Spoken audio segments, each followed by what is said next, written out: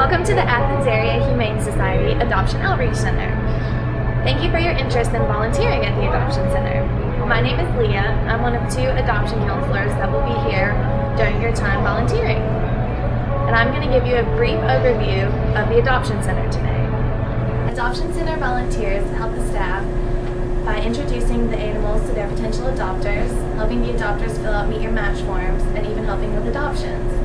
They also help to answer any questions that visitors may have, help with lost pet inquiries, and even help keep the quality of life great here for the animals of the Humane Society by grooming, playing with them, giving them love and attention, and anything else they may need that day. I'll demonstrate how to do some of these things correctly during this video.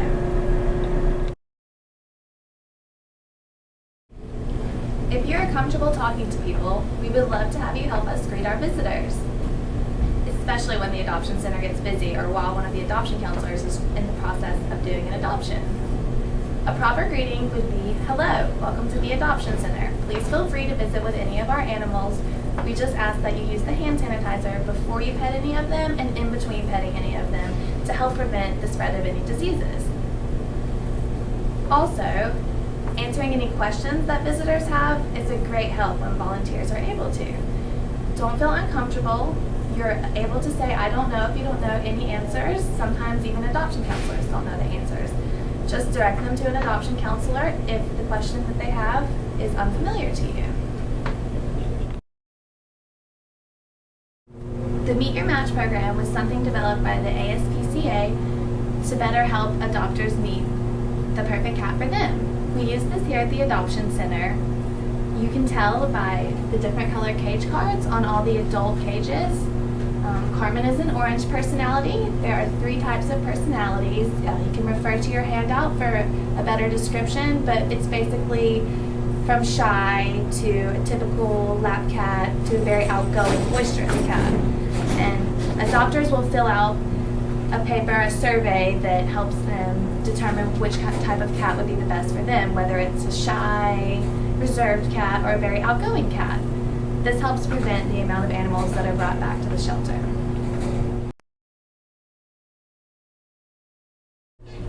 Now I'll go into grooming the cats. To find the brushes, come behind the adoption counselor's desk, and pull out the cabinet, and all the brushes will be on the far left corner. Choose a brush. There's plenty in there. The nail clippers are also in there as well.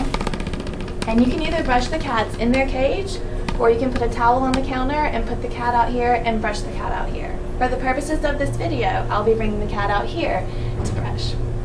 When brushing a cat, make sure to ask the adoption counselor who needs brush for that day. And also ask before getting any cats out of cages, as some are harder to handle than others. When brushing a cat, you may bring treats. Make sure to just get 1 treat out of the bag and put it down on the towel in front of them or in front of them in the cage. You can entice the cats with the treats and they're more apt to stay still for you. When brushing the cat, make sure to brush with the fur, never against, and kind of go with the cat. You see how Yuki's walking around? Don't let them get off the towel or on the floor, but try to make them as comfortable as possible while brushing them. See how I'm going against the fur? Now watch for body language as well. Too much twitching of the tail or purring, a little growling can sometimes mean that the cat has had enough brushing. Sometimes the purring is a really good thing and they really enjoy the brushing. Yuki's doing a really great job. She's very curious. She's out of her cage, but she's doing a nice job getting brushed. So this is how most of your brushing experiences should go. Now that we've finished brushing, what you need to do is sanitize the brush. Just like you have to sanitize your hands between each cat, you have to sanitize the brush in between brushing each cat. Just pull the fur out of it like you would your regular hair. Pull as much as you can get, and then you take it to the sink, and you just have to give it a good wash with hot water and soap.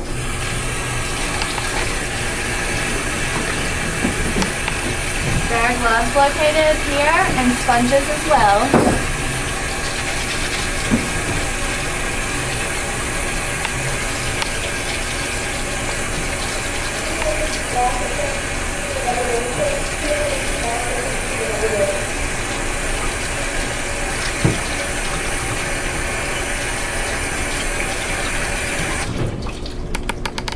Once the brush is good and clean, bring it over to the table. Dip it in the trifectant, which is the chemical that we also use to sanitize dishes with. Just one dip is fine. Set it down, let it sit for 5 to 8 minutes, and then rinse it with the hot water again, and it'll be ready for the next cat. When cleaning a cat's ears, you want to get the cat out of the cage, bring it back to the counter with another fresh towel, and get the ear cleaning solution, which is located where the brushes are. Put a little bit on the cotton ball. Always keep your eye on the cat. That's the most important thing because we don't want them on the floor. You kind of have to go on their terms when doing grooming. And just put some solution on the cotton ball. Pull the cat's ear out just a little bit so you can get to it. Come here, bud. You can always pet and massage as you go to ease the cat. Treats are always available for ear cleaning as well. But I'm just going to clean inside, right inside the base of its ear. And kind of right in the back, it'll loosen up any debris that's in there, that in case we need to use a Q-tip. But for most cats, you should just need to use the cotton ball. And as you see, it's pretty easy. You can do both ears. You don't have to restrain the cat, but be careful because you are in their ears.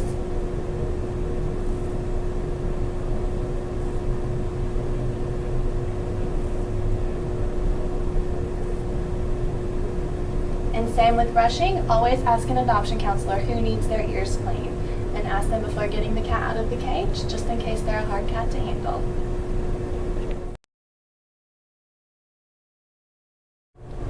Trimming a cat's nails can be a two-person job. The volunteers will generally help hold the cats while adoption counselors will trim the nails. When trimming the nail, you want to press down on the paw. The nail will come out. You want to make sure not to cut the quick. That'll be the pink part, almost triangle shape on the inside of the nail. What you do want to cut is the clear or white end at the end of the nail. Very easy. It shouldn't hurt the cat. They may be a little uncomfortable, which is why it's good to have two people, and volunteers are always great at helping with this. Once you're finished trimming the nails, you can always give the cat a treat so that he'll like you again next time. In between handling any of the cats, you also need to use a lint roller, or we have scrub tops available that you can change into. They're in our laundry closet. So just switch them out if you have a lot of fur on you, or lint roll.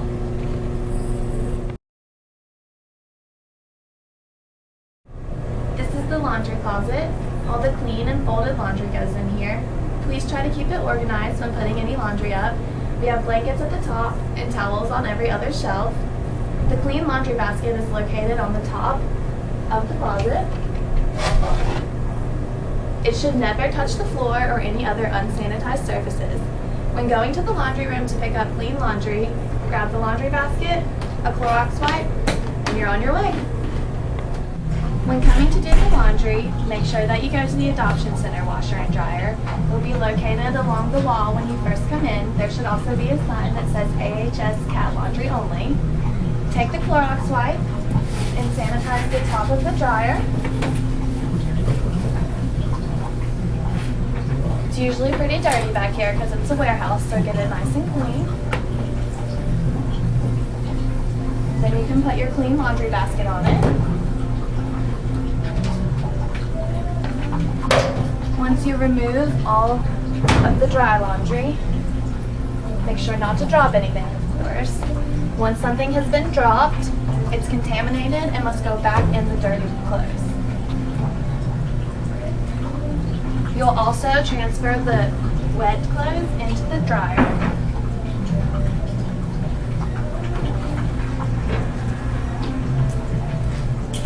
Also making sure that nothing falls. If any of the clean, wet clothes fall onto the ground, you'll have to put them back in to be washed. Make sure to clean out the lid trap just as you would do at home. Throwing away the dirty lid. Start the dryer. You also want to start the washing machine.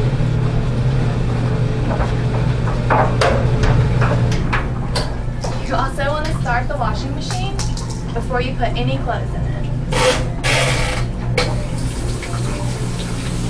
That way you don't overflow it.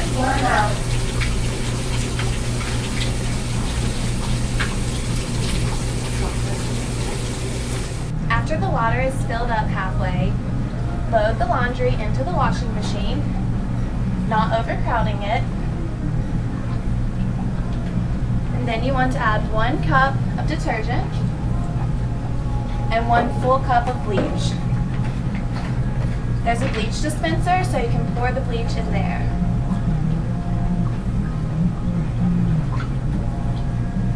It takes a full cup so that we can make sure that everything is sanitized for the animals.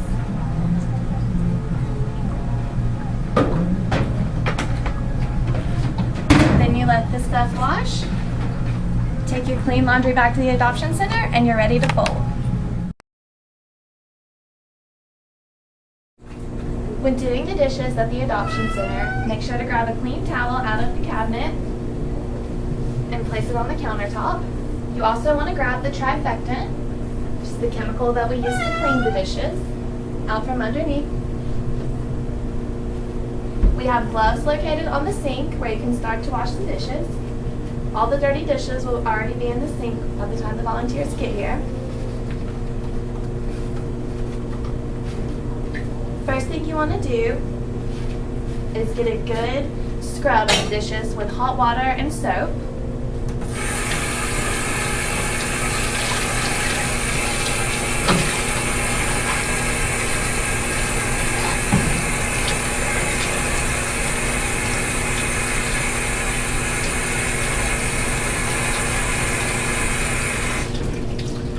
You want to make sure to get the whole thing, whether it's a litter scoop, a litter box, a toy, a food bowl, no matter what it is, get the whole thing so that you can get any traces of the other cat that has touched this off.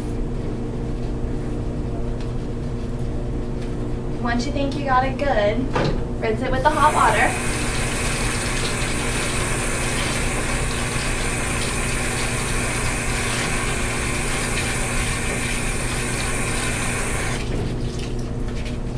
And place it on the towel. Once you've washed all the dishes, the first time with the Dawn, you'll need to soak them in the trifectant. All you have to do is dip it in. Make sure to get every piece of what you're trying to sanitize, and then let it sit for 5 to 8 minutes. Once the dishes have sat for 5 to 8 minutes, you can bring them back over, rinse them off, and place them in the drying rack to dry.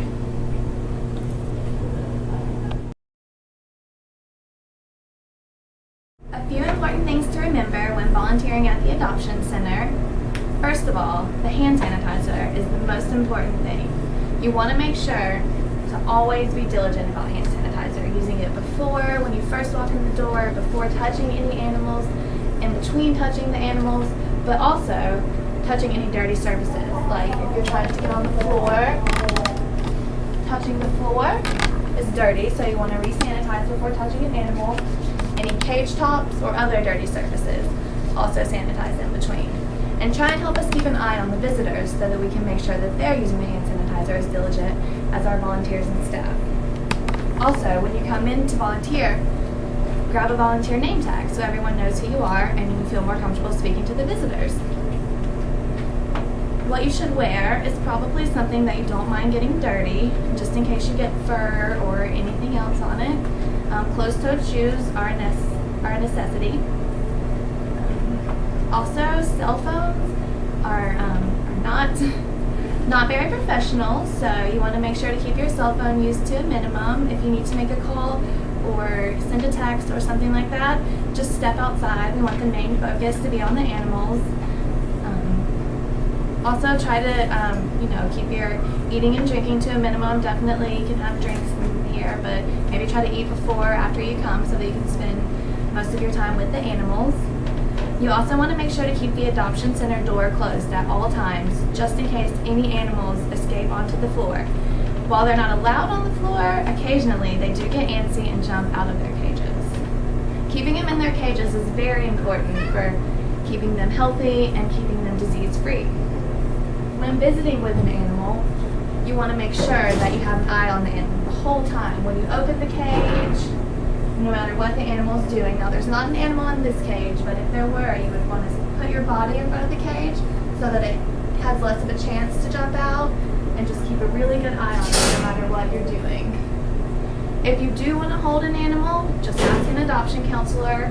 We generally try to keep them in cages to prevent them from jumping on any of the dirty surfaces, but just ask an adoption counselor and I'm sure they'll be more than willing to help you. Just remember also to not give any medical advice to any visitors. Adoption center staff and volunteers are not allowed to, as we are not veterinarians. Also, try to keep any personal feelings about the cats to a minimum, especially when dealing with potential adopters. While you may be in love with a certain cat, our main goal is to get it a forever home, and that should be your main goal as well while here, taking good care of them and helping them find good, loving homes. We also want to make sure that the animals stay healthy at all times. We do daily medical checks, but while you're volunteering and grooming and that sort of thing, just keep an eye on the cats, and if you notice anything out of the ordinary, like sneezing or anything of that nature, then just let an adoption counselor know. We want to make sure the cats stay as healthy as possible. Also, just remember, while there are people in here, don't say anything negative about the cats, the organization, any of the visitors, or the staff. Try not to say anything negative at all. We want this to be a very positive experience for both you, visitors, and the animals. Thank you for watching the Adoption Center training video. If you have any further questions, please refer to your handout online, or you can ask an adoption counselor when you come to volunteer. We look forward to working with you.